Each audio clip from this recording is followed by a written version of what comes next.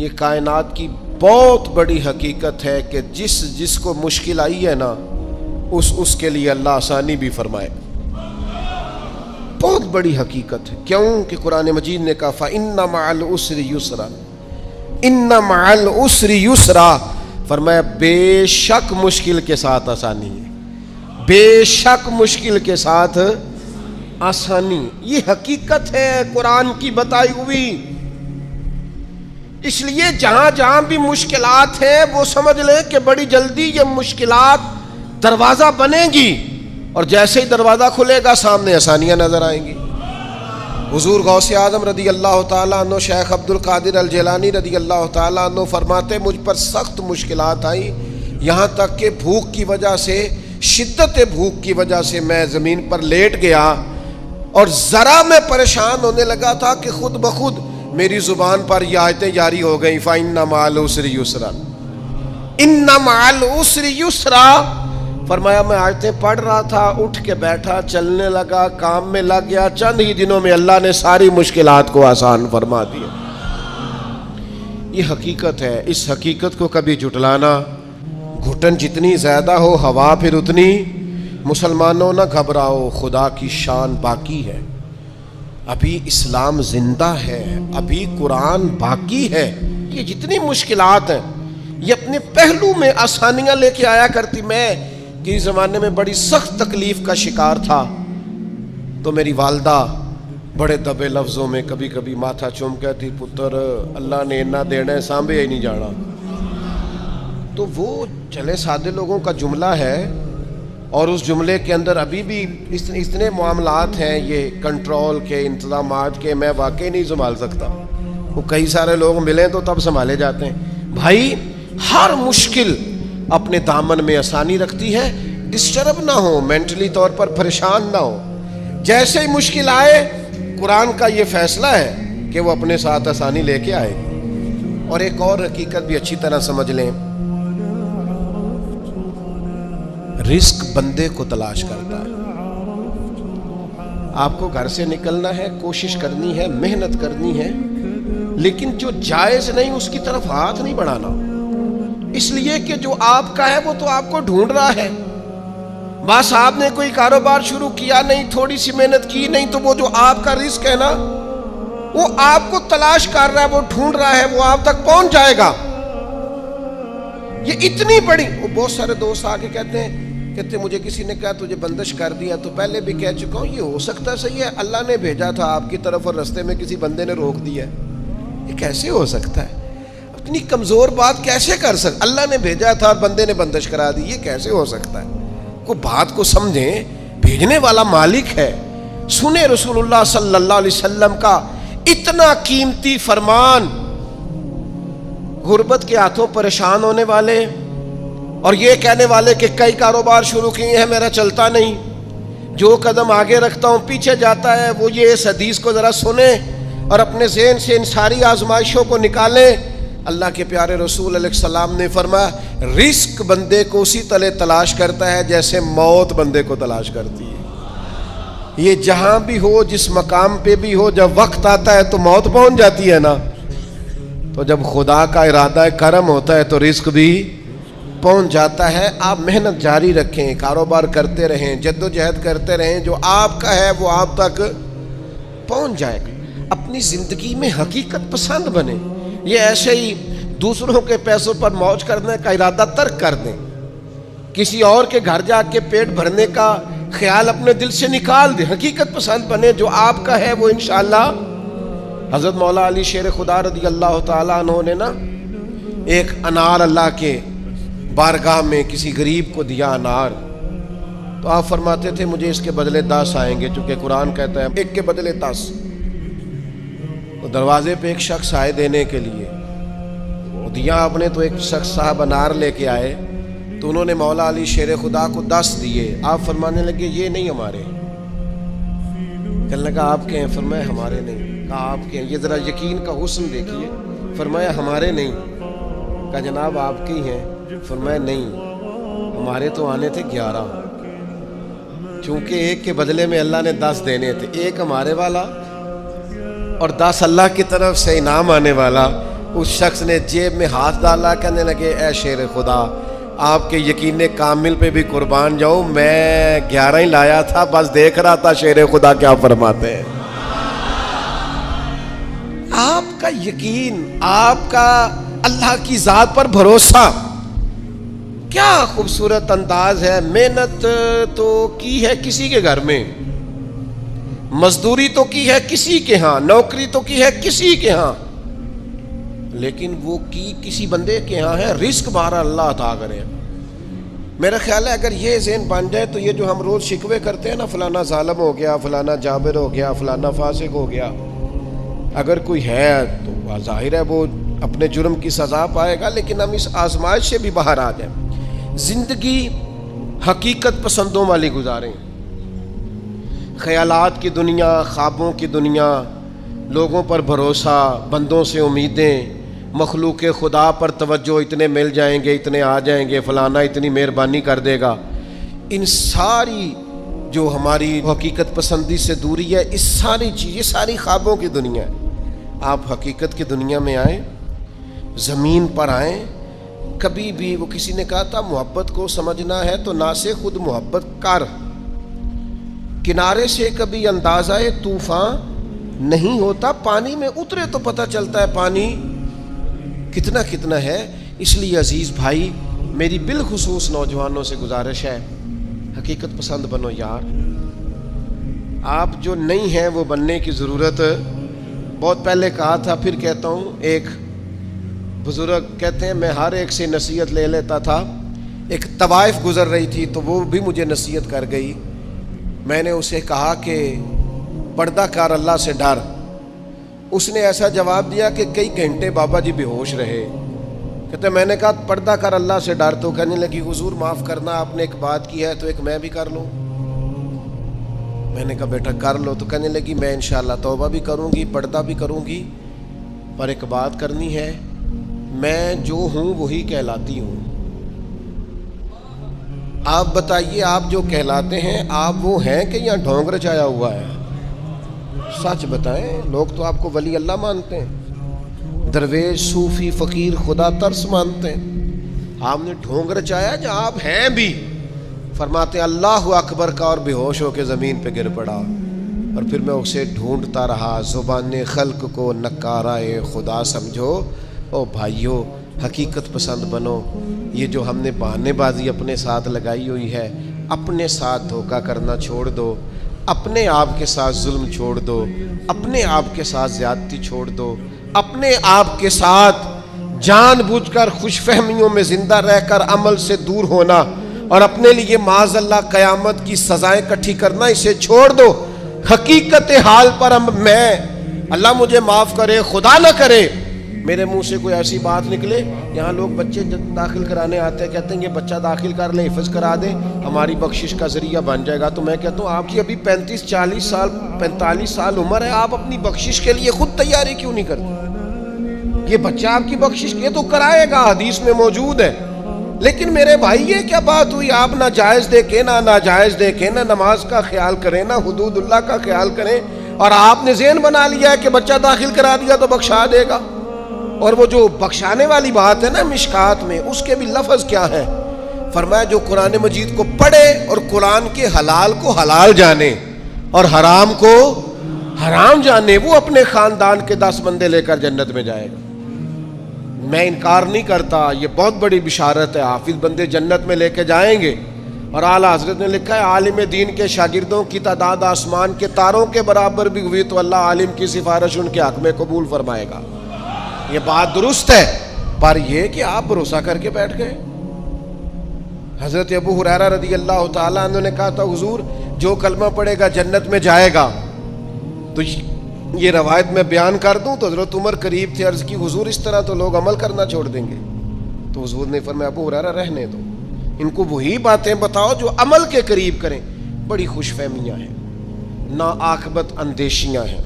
کبھی کبھی لوگوں کی باتیں سن کے ہم حیران ہو جاتے ہیں کہ یار چھوڑ دیں, آپ حقیقت پسند بنیں, حقیقتوں کا سامنا کریں. ہم دیہاتی لوگ ہیں,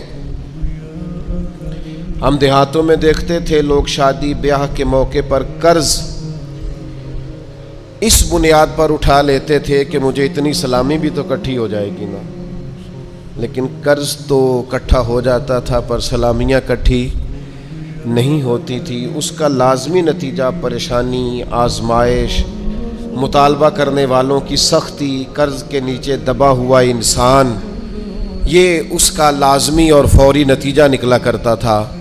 میرے بھائی، حقیقت پسند بڑھیں، سب سے پہلے اور سب سے بڑی اس حقیقت کو سمجھ لیں کہ اس کائنات کا خالق اللہ تعالیٰ، یہ سب سے بڑی حقیقت ہے۔ اس حقیقت کے سائے میں جو لوگ زندگی گزارتے ہیں وہ لوگ کبھی بھی دشواریوں کا شکار نہیں ہوتے، کبھی بھی الجھاؤ کا شکار نہیں ہوتے۔ سب سے بڑی حقیقت یہ ہے کہ اللہ ہمارا رب ہے، خالق ہے، مالک ہے، رازق ہے، اور پھر سب سے بڑھ کر رحمان ہے اور رحیم ہے، پھر سب سے بڑھ کر غفار ہے اور ستار ہے۔ اس حقیقت کو سمجھ لیں۔ اللہ تعالیٰ نے قرآن مجید میں اس حقیقت کا اس طرح اظہار فرمایا، کیف تکفرون باللہ وکنتم امواتا فاحیاکم، تم کس طرح اللہ کا انکار کرتے ہو حالانکہ تم بے جان تھے، اس نے تمہیں زندگی عطا کی، کچھ نہیں تھے تم، عدم میں تھے، اس نے تمہیں وجود دیا، اور پھر ارشاد فرمایا ثم یمیتکم ثم یحییکم، پھر تمہیں مارے گا اور پھر تمہیں زندگی عطا کرے گا، ثم الیہ ترجعون، پھر تمہیں اسی کی طرف لوٹ جانا ہے۔ کبھی اس حقیقت سے کوئی شخص آنکھیں نہیں پھیر سکتا کہ یہ جو اس کا اپنا وجود ہے یہ بھی سارے کا سارا اللہ تعالیٰ کی مشیت اور اس کی رضا پر مبنی۔ اس نے اپنا وجود بھی اپنی مرضی سے تشکیل نہیں دیا، قد کاٹ اپنی مرضی سے تشکیل نہیں دیا، حسن و جمال اپنی مرضی سے تشکیل نہیں دیا، تو پھر کیسی عجیب بات ہے یہ روزمرہ کے معاملات اپنی مرضی سے تشکیل دینا چاہتا ہے۔ اسے چاہیے کہ جس طرح اس کا وجود، اس کا حافظہ، اس کے چہرے کی ساخت اس کی اپنی مرضی کی نہیں، رب رسول کی مرضی کی ہے، تو پھر یہ بھی زندگی اپنی مرضی کی نہ گزارے، اس حقیقت کا قائل ہو جائے کہ جینا بھی اسی طرح ہے جو حکم اللہ تعالیٰ نے ارشاد فرمایا ہے۔ لیکن زندگی اللہ کی دی ہوئی، رزق اللہ کا دیا ہوا، سانسیں اللہ کی دی ہوئی، لوگ جینا اپنی مرضی سے چاہتے ہیں۔ یہ حقیقت پسندی سے دور بات ہے۔ جس شخص نے جو مشینری بنائی ہے آپ اسی سے پوچھیں گے اس کو کیسے چلانا ہے، آپ اسی سے دریافت کریں گے کہ کیا چیز استعمال کرنے سے صحت ٹھیک ہوگی، کیا استعمال کرنے سے خراب ہوگی، آپ اسی طبیب حکیم کے مشورے سے چلیں گے۔ ہم من چاہی زندگی چاہتے ہیں، تو سب سے پہلے تو اس حقیقت کو سمجھ لیں کہ کائنات کا رب، اور جب بنائی اسی نے ہے تو چلے گی بھی اسی کے حکم کے ساتھ۔ دوسری بات، پوری دنیا اس بات کو اچھی طرح تسلیم کر لے کہ اللہ کے لاڈلے اور آخری نبی جناب محمد الرسول اللہ ہیں صلی اللہ تعالی علیہ وسلم۔ اللہ تعالیٰ نے ساری رعنائیاں، ساری خوبصورتیاں، سارا وقار اور ساری عزتیں نبی پاک کی غلامی میں جمع کر دی۔ اب کوئی شخص اگر یہ چاہے گا کہ میں حضور سے ہٹ کر کہیں سے عزت اویل کر لوں، نبی پاک علیہ السلام کی پیروی سے ہٹ کر کہیں سے میں کوئی خیر کٹھی کر لوں، تو یہ حقیقت پسندی سے دوری ہے، ہو نہیں سکتا۔ وَمَن يُطِعِ اللَّهَ وَرَسُولَهُ فَقَدْ فَازَ فَوْزًا عَظِيمًا، کامیابی اسی شخص کو ملے گی جو اللہ اور اس کے رسول کی فرما برداری کرے گا۔ یہ کائنات کی سب سے بڑی حقیقت ہے کہ ساری کامیابیاں، سارا حسن، سارا کمال، ساری خوبصورتیاں حضور کی سنت اور شریعت سے وابستہ ہے۔ ہم جتنا مرضی نئے دور کا فیشن اوڑھ لیں، جتنا مرضی بھاگ لیں، جہاں تک ہماری رسائی ہے ہم جا لیں، لیکن حق اور سچ یہی ہے کہ قل ان کنتم تحبون اللہ فاتبعونی یحببکم اللہ۔ اللہ کہتے ہیں محبوب ان سے فرما دیں اگر یہ رب سے محبت کرنا چاہتے ہیں تو آپ کی غلامی کریں، اللہ انہیں اپنا محبوب بنا لے گا۔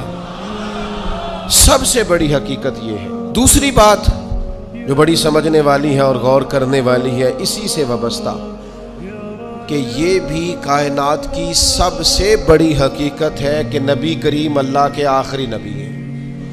ما کان محمد ابا احد من رجالکم ولکن رسول اللہ وخاتم النبیین. محمد صلی اللہ تعالی علیہ وسلم مردوں میں سے کسی کے باپ نہیں ہیں لیکن اللہ کے رسول ہیں اور نبیوں میں سب سے آخری ہیں.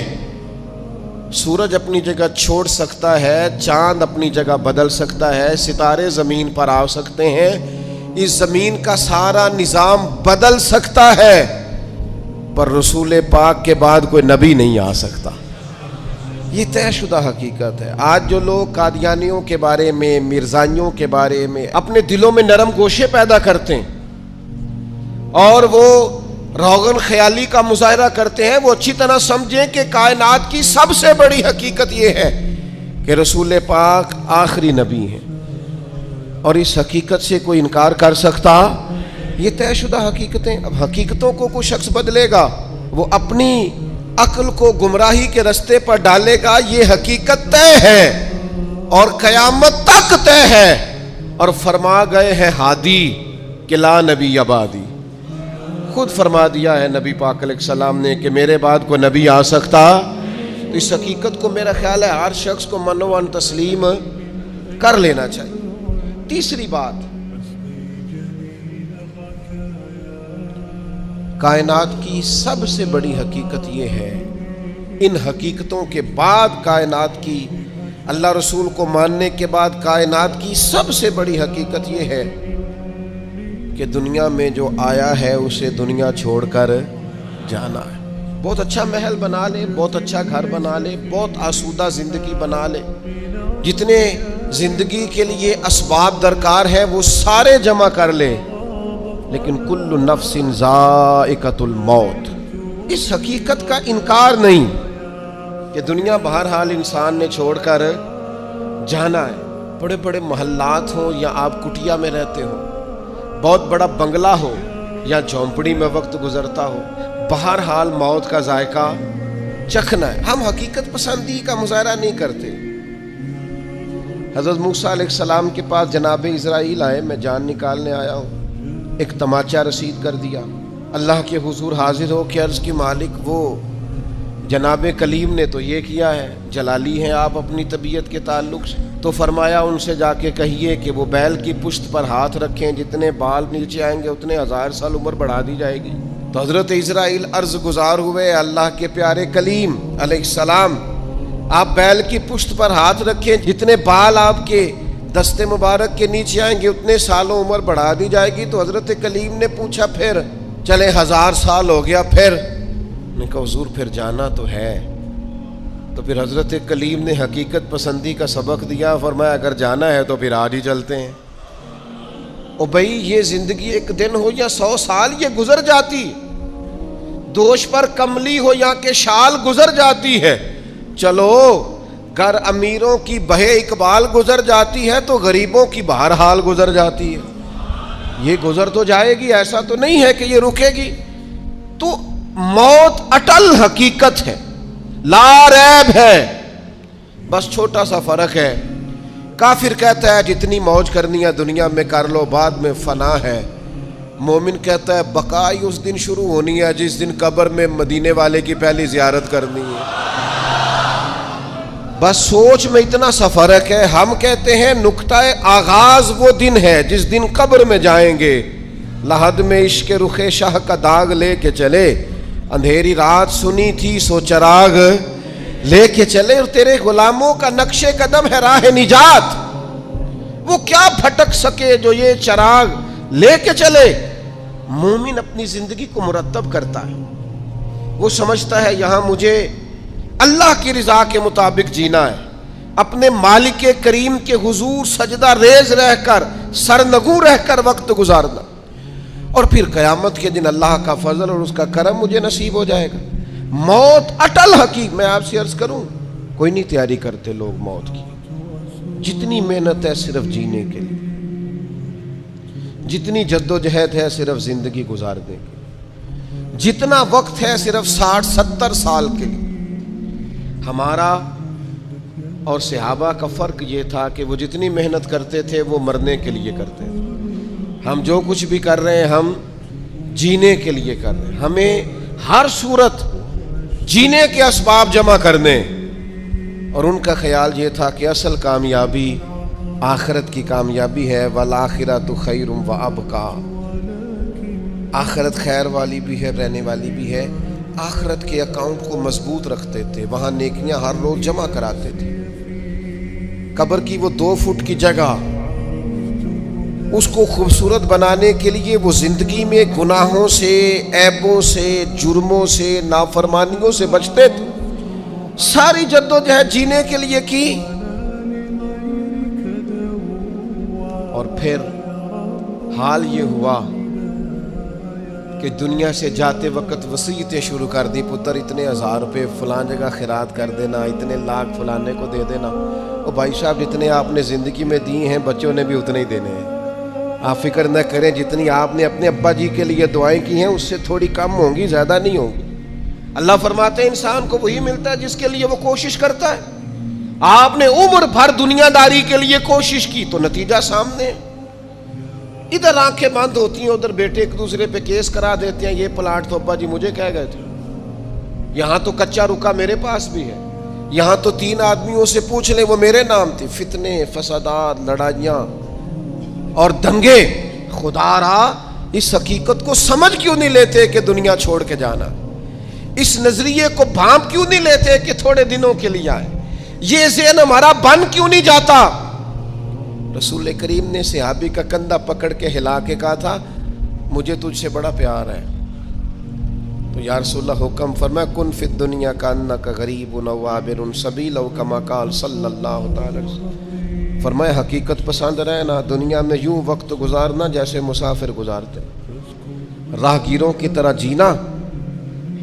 وہ بھائی صبح سے شام تک کوئی تو کوشش کرو، دنیا چھوڑ کے جانی ہے، مر جانا ہے. ہم سے زیادہ بلند پایا لوگ گزرے، ہم سے پہلے جتنے تھے سارے بلند درجات کے تھے. مالی طور پر مضبوط لوگ گزرے، عقلی طور پر مضبوط لوگ گزرے، سرمایہ زیادہ تھا گزر گئے، علم زیادہ تھا گزر گئے، فہم زیادہ تھا گزر گئے، حکمت زیادہ جانتے تھے گزر گئے، دانائی زیادہ جانتے تھے گزر گئے. حضرت ابراہیم علیہ السلام کے پاس جناب اسرائیل حاضر ہوئے، عرض کی حضور چلیے اللہ کریم کی بارگاہ سے پیغام اجل لایا ہوں. تو حضرت خلیل علیہ السلام عرض کرنے لگے مالک کوئی خلیل بھی اپنے خلیل کے لیے پیغام اجل بھیجتا ہے؟ تو مالک نے فرمایا کوئی خلیل بھی اپنے خلیل کی ملاقات کو ناپسند کرتا ہے، تو ملنے کے لیے بلایا ہے تو آئیے نا. تو عرض کی مالک کو پیغام کبھی پہلے آ جاتا تو تیاری کر لیتے. تو کہا ابراہیم تندرست جسم میں جس دن پہلا درد ہوا تھا تو پہلا پیغام ہی تو بھیجا تھا. سیاہ بالوں میں جس دن سفید بال چمکے تھے تو پیغام بھیجا تو تھا. جس دن سیدھی کمر درد سے تھوڑی جھکنے لگی تھی تو پیغام بھیجا تو تھا. یہ پیغام تو یکے بعد دیگرے آتے رہے. آئے پیغام آئے، کبھی دادا کی چارپائی کو کندھا دیا، کبھی دادی کی چارپائی کو کندھا دیا، کبھی رشتہ داروں کے جنازے پڑے، کبھی ماں باپ کے جنازوں کو کندھے دیے. وقت تو سارے دیکھے، لیکن کیا خیال تھا صرف انہوں نے دنیا چھوڑنی تھی.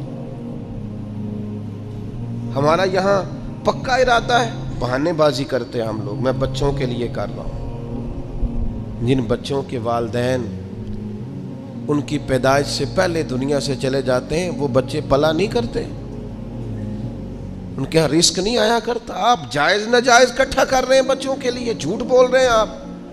خدا را اس حقیقت کو سمجھنا، ایسے ہی حقیقت پسندی سے دور نہ ہو جانا. موت ہر وقت تلاش کرتی ہے، ڈھونڈ لیتی ہے. ایک ساتھ آگے نہ ایک ساتھ پیچھے، پھر جانا ہے اور بہرحال جانا ہے. بھول جاتے ہیں لوگ، نئی دوستیاں بنا لیتے ہیں لوگ، نئے تعلقات بنا لیتے ہیں لوگ. آہستہ آہستہ ہمارے بعد لوگ دوسروں کو قبول کرنا شروع کر لیتے ہیں. میں قبرستان جایا کرتا تھا تو پہلے قبروں کے پیچھے زیادہ تر یہی لکھا ہوتا تھا آخری آرام گاہ.